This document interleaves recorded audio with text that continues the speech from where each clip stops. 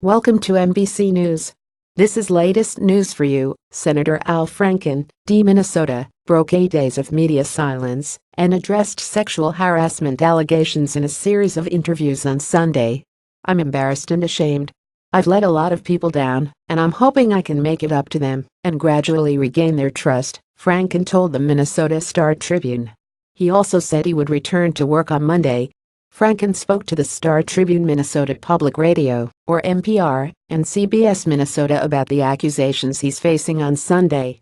The TV interview will be released later in the day. The two-term Minnesota senator had not spoken in person to the press for over a week, 8 days after the controversy was sparked by Leanne Tweeden, a Los Angeles radio news anchor. She claimed that during a 2006 USO tour Franken forcibly kissed her while they rehearsed a skit together and groped her later on a plane.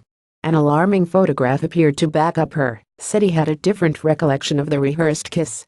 He told NPR that he apologized to Tweeden and she graciously accepted my apology. But since that initial controversy, 3 additional women have said Franken had grabbed their backsides in public settings.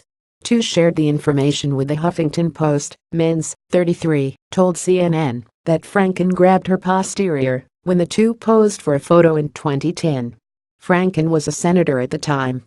One of the women who spoke to the Huffington Post also said that Franken cupped her buttocks while taking a photo together. NBC News has not verified those reports. "I don't remember these photographs, I don't," Franken told the Star-Tribune, adding that he had posed for countless photos. "This is not something I would intentionally do."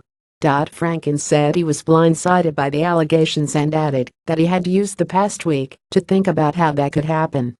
He told NPR that he would never intentionally disrespect or inappropriately touch a woman, but that he believed it important to trust a woman to share her own experience. "My intention is not important," he told the radio station. "What is important is that we have to listen to women and respect what they say. I have been listening and reflecting and hope to make a positive contribution to this conversation. It is a very important," later said in the interview that he did not intend to resign.